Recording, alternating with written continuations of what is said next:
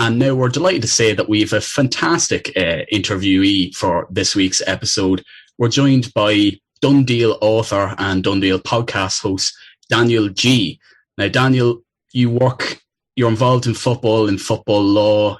How would you describe your work to the listeners? Yeah, no, well, thanks guys for having me on and the invitation. So, I'm a sports lawyer, but a lot of my work here is in football. And within the sort of football industry, most of the work that I do tends to be helping players and agents. So that can usually be in relation to transfers, contract renegotiations, image rights, ambassador deals, disputes, disciplinary matters, stuff to do with reputation management, investments. And then on the flip side, I do sometimes work with some clubs, mainly in relation to club takeover work that we've done over the past 10 or 15 years as well. So, combination of mainly player and agency, but also some club stuff too. Yeah, so you mentioned there you deal with players and agents. Now, I know, so coming up now, it's the transfer window, so you'll definitely be very busy. Now, I was just wondering, there's some players in other sports, for the example, like the NFL, players go unrepresented, so they don't have any agents. But the way the transfers or moves work over there is very different. Do you think it would be possible for a player nowadays to go unrepresented?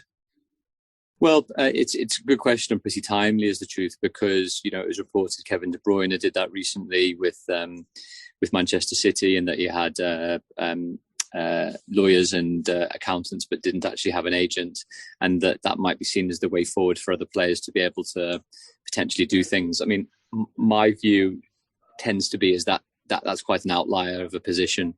I think generally, for the uber elite players that are signing extensions to deals, and they can work out through market intelligence or engage in consultancy firms as to what their value might be, who their comparables are, what the benchmarks might be, and what type of money they're looking for, that there might be an agency commission saving then as a result, which can flow through to the player, and also might leave a cost saving for the club. But I think ultimately, one of the main things that an agent will do very much in the background is, protect the player's position in case the player doesn't get a deal that they believe is appropriate at the club that they're at, so that then you have either a bluff to be called and you create leverage, or you understand the player's market value in more detail, so that if that value isn't hit with the renewal club, that then there are effectively other clubs that would be willing to really purchase their services through transfer fees and signing on bonuses, and then the appropriate wage bands as well. So my view is that tends to be at the moment the outlier, i.e. unrepresented, which means then that it'll only be for quite a small number of players that are renewing with their clubs, rather than looking either for leverage to increase negotiation position, or actually because the club doesn't want them anymore, or in case they want to leave. Then it's very difficult to not have an agent, because the agent has the relationships with the clubs, the sporting directors, the scouts, the technical directors, the directors of football, the owners, the chief executives, the chairman, and without that pretty nuanced network that agents will have, and that players and other people around the player almost certainly won't have, as well as the interplay and the negotiation that we needed in that. I think it becomes a pretty difficult situation, or a difficult predicament if a player doesn't have that type of agent to protect them and to strengthen their position. Obviously, there you are talking about how much agents do for players, and sometimes it's underestimated how much they do for players. But why might a player decide to move on from an agent? For example, Jesse Lingard was working with Mino Raiola there. They've since separated. Then he got a move to West Ham, and he's doing brilliantly. So why might a player look to leave his agent? Well, ultimately it works both ways. There can be lots of different things. The first thing to note is that, in a lot of countries, including England and the UK, is that you can only have a maximum of a 2-year term for a representation contract, which means that, ultimately it can sometimes take quite a while for an agent to convince a player who might be at another agency that actually that agency isn't doing particularly well for them and that they actually need to move. And that usually happens at the end of that 2-year period. Usually push comes to shove, if a player manages to sign with that particular agent and agency, is that everyone's incentivized really to do the best for the player. Sometimes that might be helping them invest in particular investment products and guarantee their sort of long-term security. It might be that they want to renegotiate a better boot deal, or provide a certain type of strategy for all of their social and commercial and branding and endorsement opportunities, but almost certainly a lot of it does relate to the on the field deals, and usually that's in relation to either getting a renewal on a deal if they're doing well, making sure that everything is smoothed over when potentially the player isn't playing well and isn't on great form and there needs to be some type of extension, and then understanding that player's value in the squad, in the market, how long they have left on their contract, and all of the things in between. So if the player feels that either the agent isn't doing a good job with any of those factors, and it sometimes can be lots of other things as well, like, for example, the possibility of moving to another agency because that agent is promising new clubs, new connections, big deals, new money, whatever else it might be. So you get this continual conveyor belt, into the truth, of relative insecurity in the agency market, whereas if an agent isn't able to do a deal or to show value for that player during that period, and it may well be that they're going to all the games, dealing with all of the issues, dealing with all of the family and wider individuals that there might be in and around the player. If the player isn't happy with the on-the-field stuff that the agent isn't able to do, renegotiating deals or vice versa, then that can sometimes lead to breakdowns in the relationship, and that's when ultimately people sometimes go their separate ways.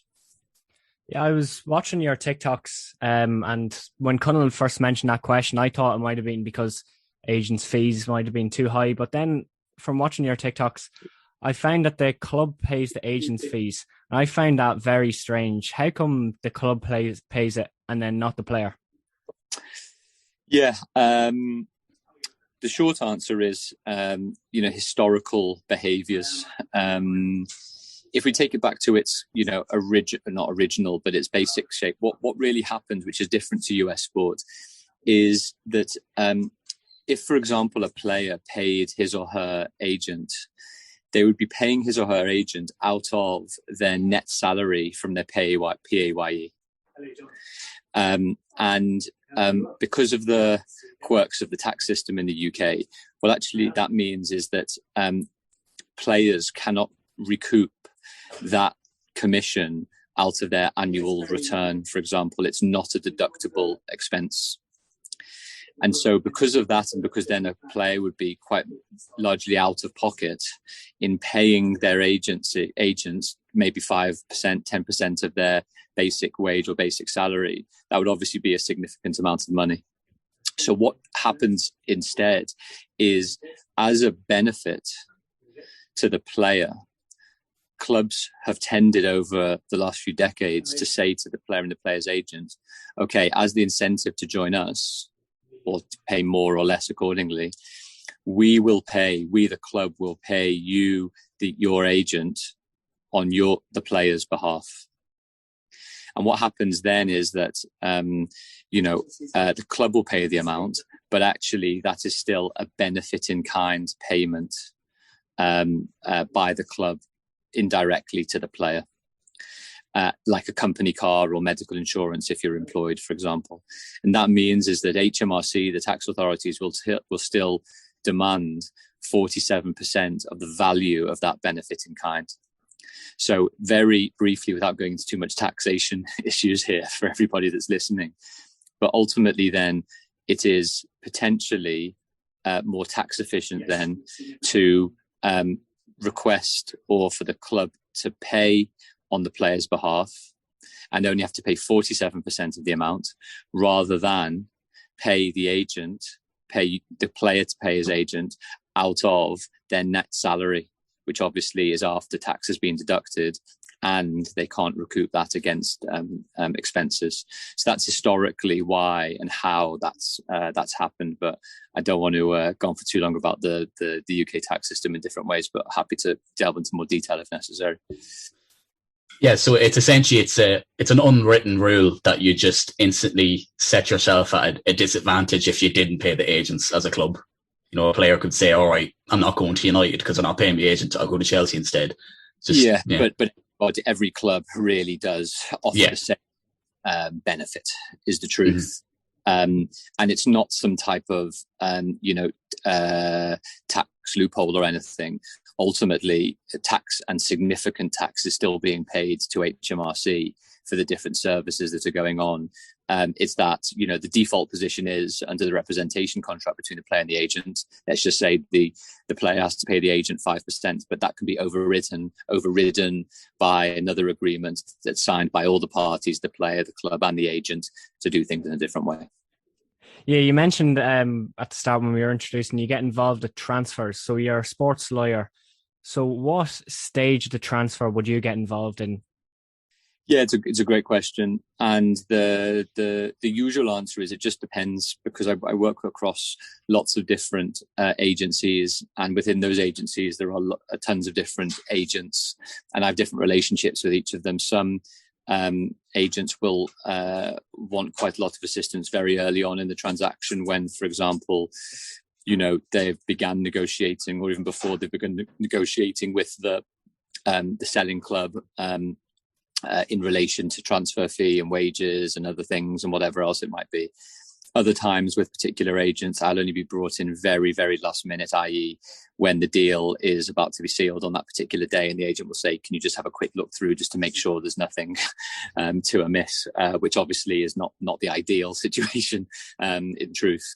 So usually in the build up to a window, I will, and I've already sort of been doing it over the last, month or so, is speaking with all of my agents, clients, agency clients and agents, just to say, look, what's happening? What are you thinking about this player? What's happening with this club? Is this a possibility? Just to get an idea about what is likely in the market. And usually things change, things iterate, people adapt, clubs adapt, and unexpected stuff happens. But on the whole, I can get a good picture before the window starts about, the ideal scenario about what will happen. But in the end, the important thing that I always say to, agents that I haven't worked that much with is that, I don't want to be an agent. My role isn't to be an agent. It's almost to be a complementary service for an agent, which is, the agents are negotiating the commercial terms like wages, signing on fees, bonuses, remuneration structures, etc. I'm there to give my expertise on the drafting of the documents and the conversion of those commercials into actual legal contractual documentation, and then make sure it all reads well, that the regulations are adhered to, that things are done in the right way, and then offer some strategic advice if I need to. You spoke there about transfer deals. Is deadline day absolutely mental? Is it as crazy it seems from the outside looking in? And do details sometimes by agents or clubs, do they just kind of get thrown out the window if they feel they need this striker? Or, how mental is it? Yeah, it's not. The truth is, it looks glamorous, but it's really not much fun at all, because it can be pretty pressurized. I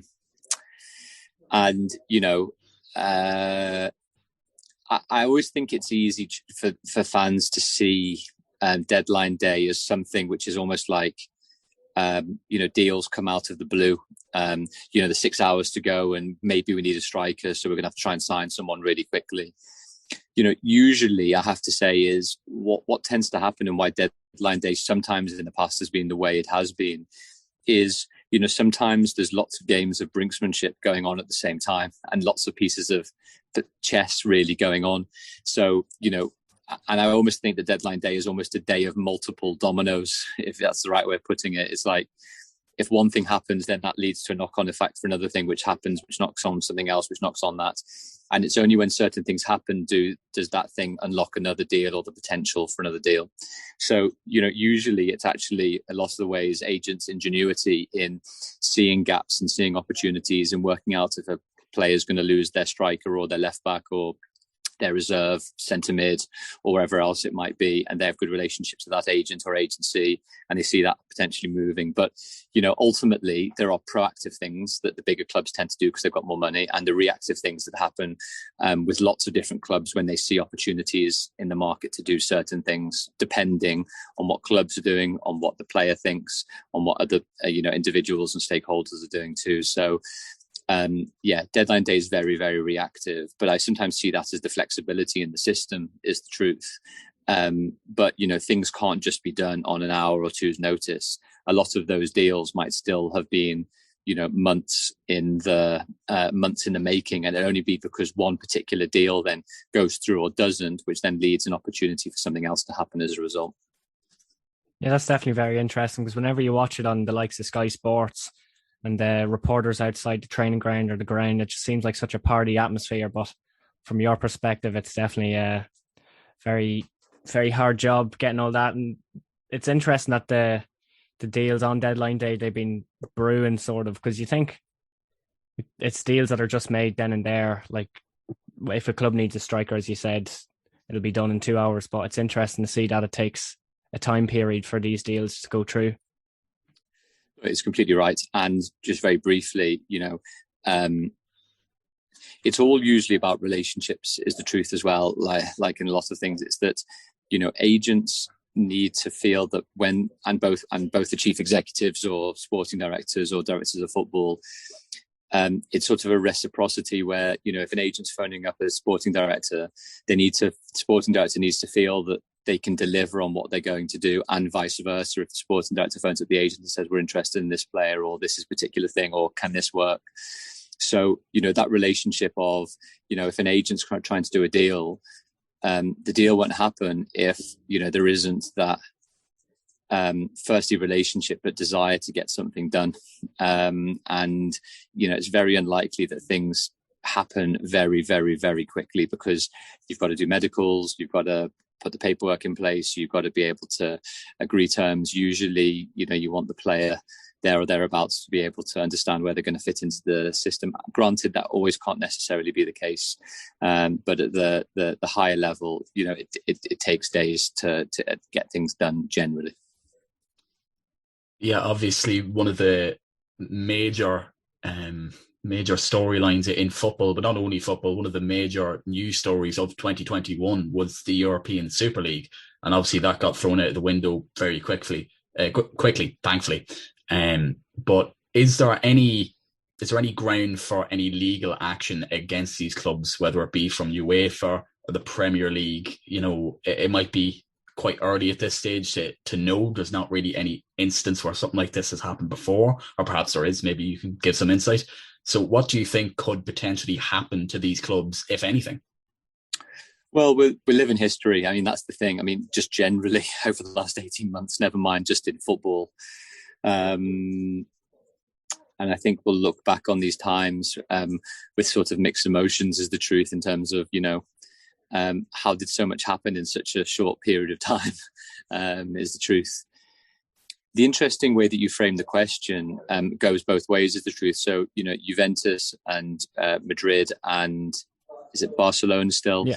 That, disciplinary action has been started, has been instigated by UEFA. Juve have been threatened with being thrown out of Serie A unless they denounce, their Super League plan.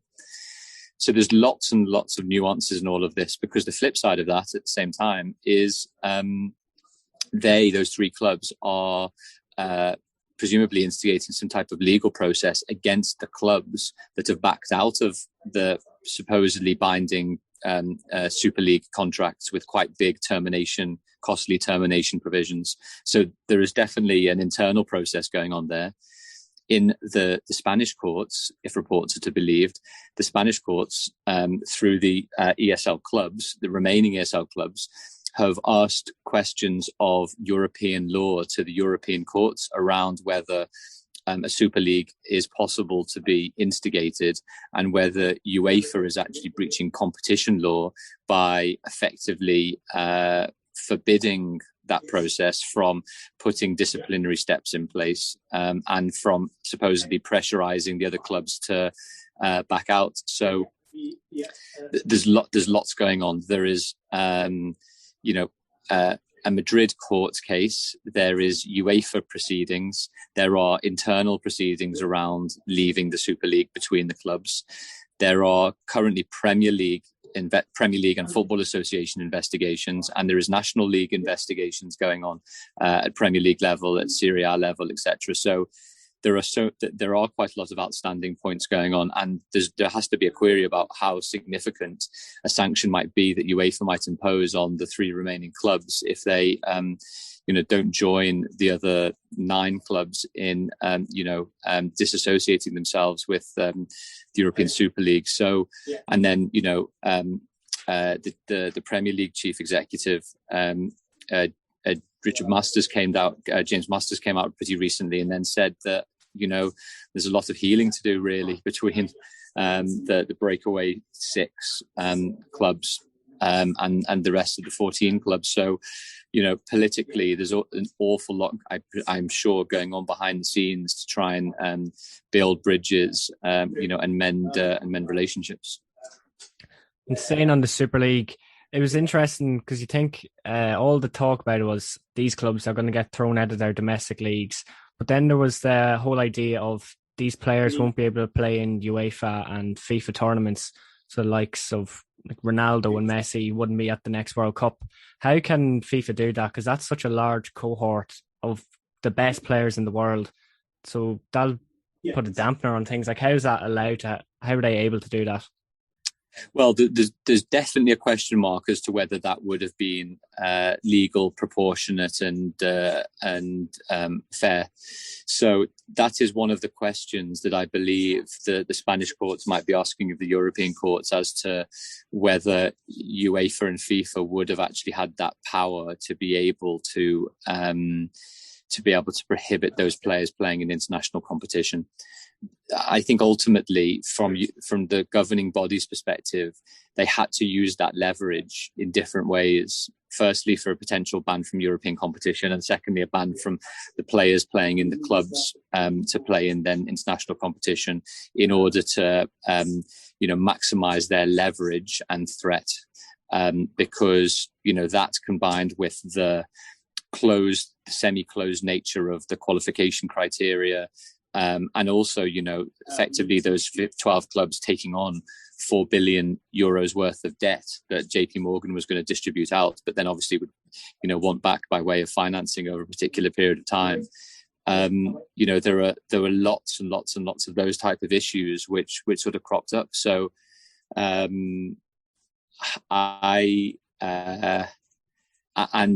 going into too much, we've talked tax already. I don't want to talk too much competition law, but there have been cases around ice skating and MotoGP around a breakaway league being disciplined, effectively being sanctioned by the incumbent governing body, and the participants being punished as a result for wanting to break away. And those types of those decisions came down in favour of the breakaway organisations, because those incumbent organisations were seen as effectively holding lots of different roles, as regulator, as competition organizer, as commercial monetizer, and as the gatekeeper, really. And so, I think let's wait and see what happens with these referral questions to the Super League, from the Super League clubs, from the Madrid courts to the European courts. But ultimately, I think what may play its course out before that is possibly UEFA proceedings regarding disciplinary action for probably next year's Champions League. And it can't be ruled out that serious sanctions might be imposed on those clubs who don't disassociate themselves with the Super League pretty pronto. It'd be intriguing to see what happens either way. Something to definitely keep an eye on. But again, something kind of linked to the Super League is the question of club ownership and possibly fan ownership in a way through the 50+1 rule that you see implemented in Germany. Now, obviously, this rule isn't perfect. RB Leipzig have managed to get around it, and obviously they're maybe not the most ethical club in the way that they've got their recent success. They've got away around the rules there. But Do you think it could be at all feasible that it could work in any other league? And as it's a Premier League podcast, do you think it could happen in the Premier League? Well, when people have asked me this question before, clients and contacts and people like you guys on various shows, the question that I always pose to everyone asking the question is, what does everybody want with the 50+1 rule? Because and people usually have different answers to it. It might be that actually what fans want isn't necessarily to run a football club, but it is the ability to be consulted on really big structural issues impacting on the club. And that's a very different idea to owning and running a multi-billion pound club or entity, regardless if it's Premier League or Championship or further down the pyramid. I also think practically it's incredibly difficult and to envisage a situation where the government are going to legislate to remove majority share holdings from owners of £1 billion and hundreds of £1 million football club entities.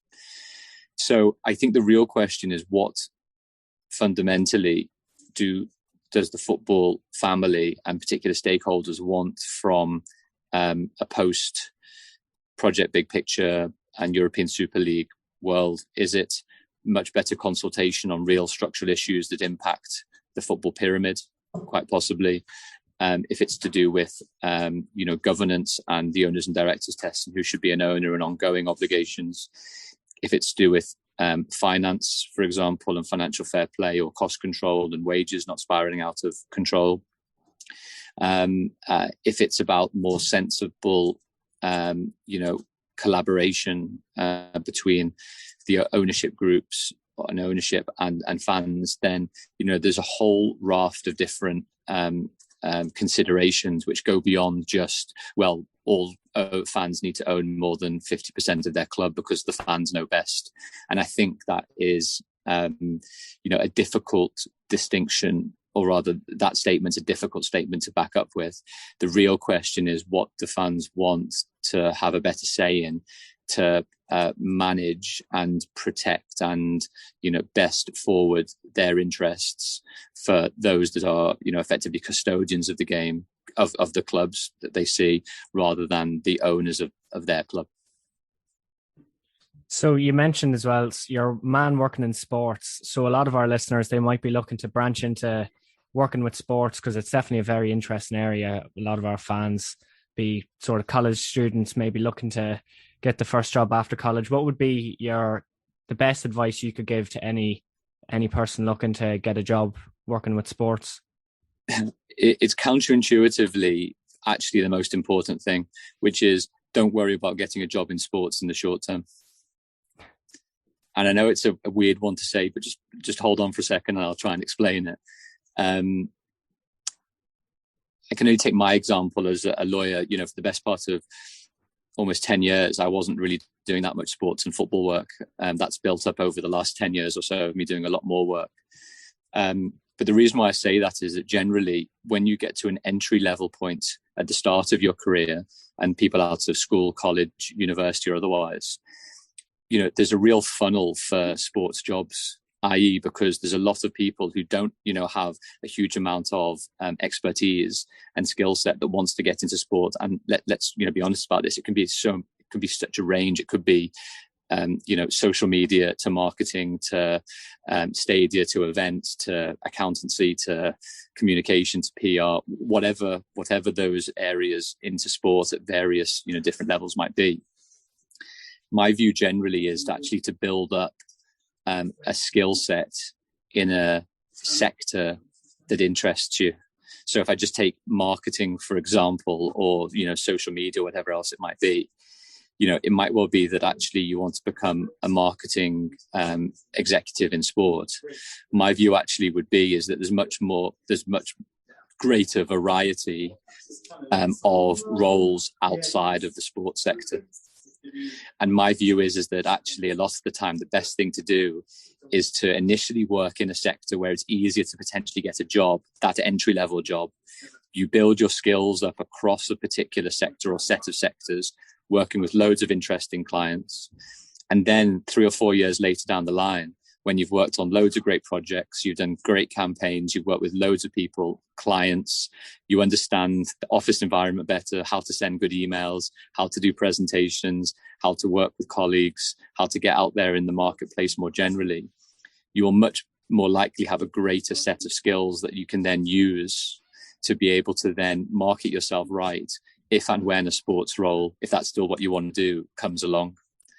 And then what effectively happens, I think, is that in a way, sport needs you more than you need sport, because you've got something real substantive to offer rather than just the passion, the interest, the talking about it all the time, the current awareness of everything that's going on. You can still mix all of that, but with a more substantive skill set based on years of experience in an area that still interests you. And then you can combine those two. So I think the really important thing that I would stress is that don't worry about getting into sports in the short term, because if you really want to get into sports in the medium to long term, you can do.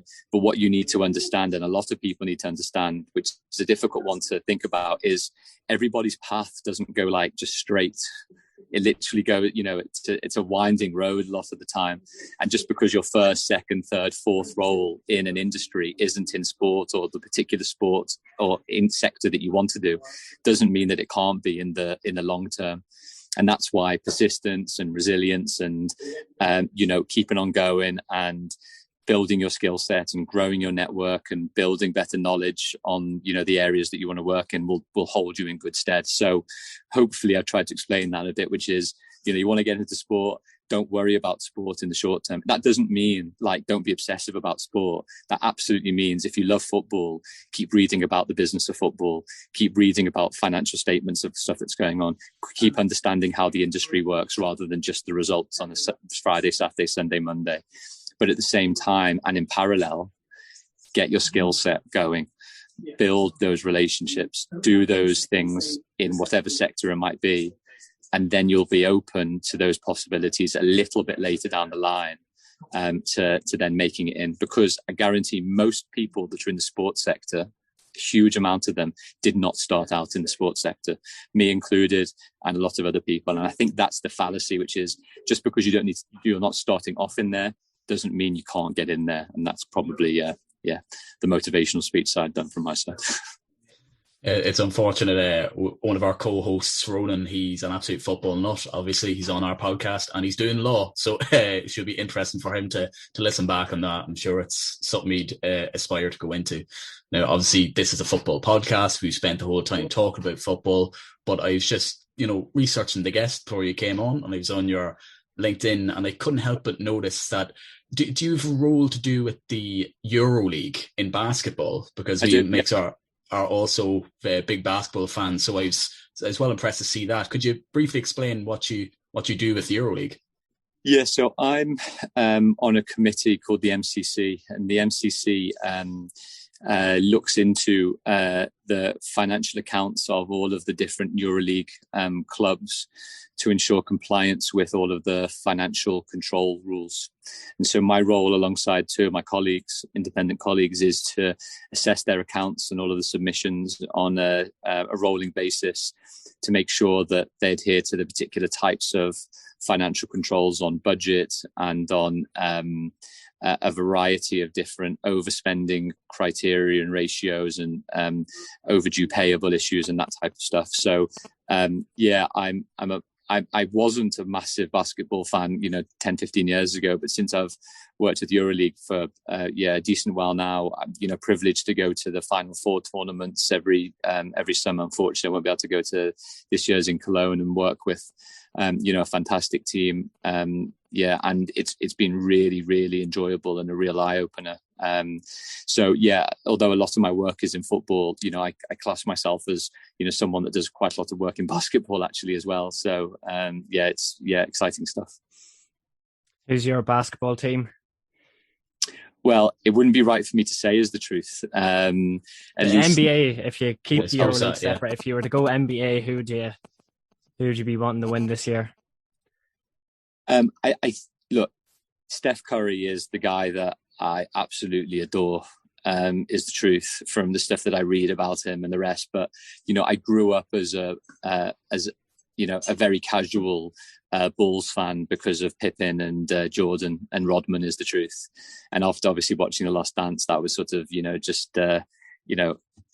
an amazing sort of recollection of sort of some of my childhood and some of the games on my Sega Mega Drive that I used to play back in the day as well. So I would say Bulls, although now it's sort of Golden State. Bulls, good shout. Let's go Bulls. I'd certainly follow them as well. So just maybe again on a sort of light note, is there any like bizarre clauses in any contract? There's been a couple that have been well documented. Luis Suarez had a no biting clause in his Barcelona contract, I believe. I think Stefan Schwartz, going back quite a while, had a clause that he couldn't go into outer space. Is there any other ones that maybe have went under the radar that you found quite strange? Well, there was, I write about them in Done Deal quite a lot, actually. And I sort of came up with a sort of top 10 list. And one of the ones that was reported a while back was through a player that actually played for Liverpool called Neil Ruddock, who was ex-Spurs as well.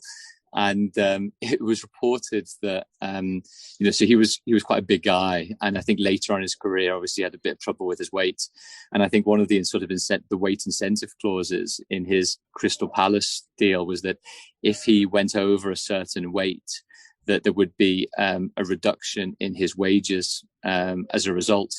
There was a report that there was a weight reduction clause, and that, even more bizarrely, and I don't know whether this is actually true or not, but it was reported as that, when Ruddock was supposed to make his debut for Palace for one particular game, but couldn't actually make his debut because they couldn't find shorts big enough for him, because obviously there had been maybe put on a few pounds.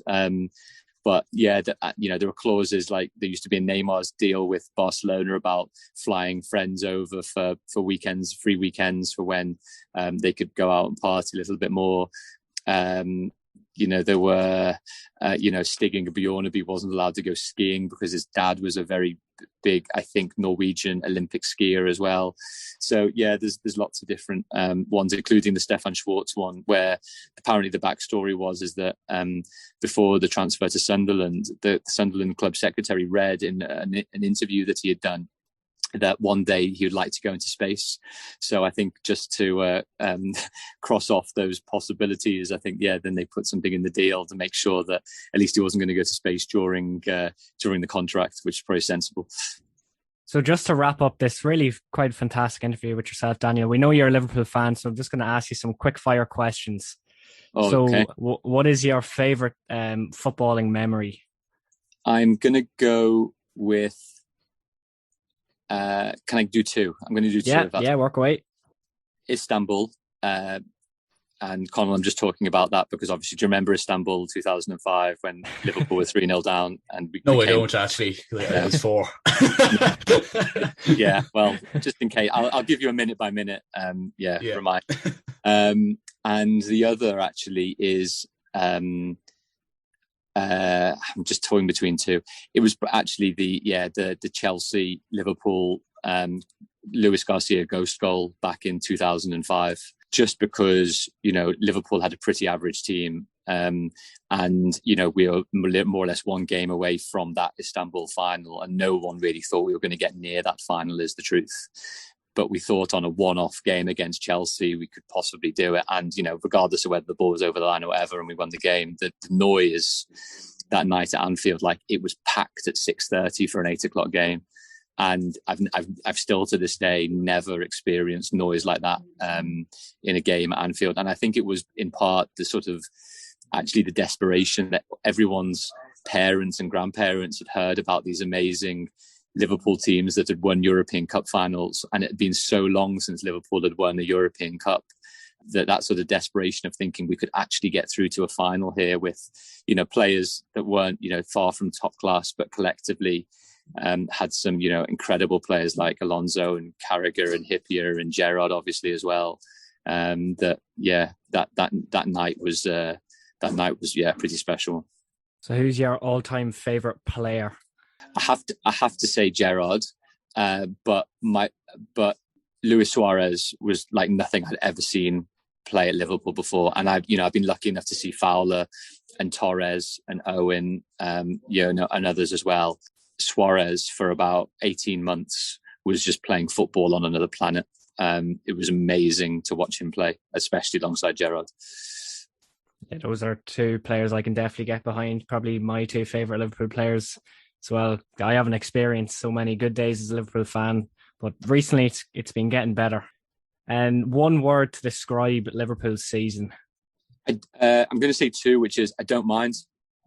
Three, sorry. I don't mind, because I think the thing that I say to all of my friends and my family is just like, Connor will see it as well, is like the beauty of football is that it goes in cycles and circles. United had the most incredible spell under one of the best managers of all time in Ferguson. And Liverpool, for the best part of 3 years, were playing some of the best football that I've ever seen in my existence, and, we're sweeping through teams and going to semi-finals and finals and missing out on leagues and then winning the league and going to Champions League finals and winning stuff with, one of the best teams and some of the best players that Liverpool have ever had.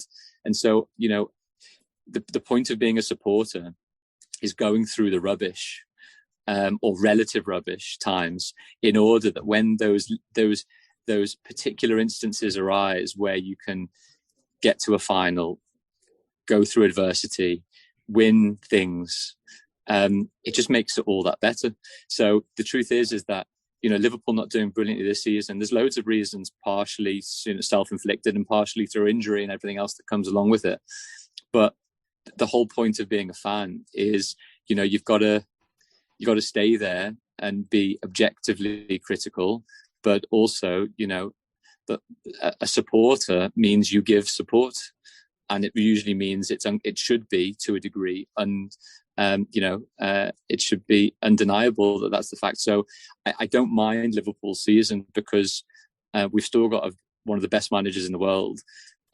Some brilliant players that are playing for us. So I think sometimes you just got to enjoy the game that's in front of you. Like I've got friends at the moment that just can't watch the game at the moment because they're not sure what's going to happen. I'm like, that's the very reason why you've got to watch the game. Not because you think there's a really good chance of Liverpool winning, but because we're not going through a great time and there's a chance we might not. And that you've got to be able to celebrate success and failure in the same breath sometimes, unfortunately. Yeah, no, that's absolutely true. It's one thing that winds me up about football fans sometimes. They'll just go over the top and try to overanalyze sometimes when, Liverpool have had a big drop off. Our local team, Dundalk, at the moment, were dominant for years, and at the minute they're pretty bad. But sometimes it just happens. Just, the cycle of a team just comes to an end, and there's things you can do to try and minimize that drop off. But sometimes it just happens. And you've just got to accept it and just wait until they're good again. So yeah, no, absolutely agree with that, Daniel. So I think that just about wraps up our interview with you. Thanks very much for coming on. You've been a fantastic guest, and hopefully we'll have you on again sometime. Pleasure. Thanks, guys.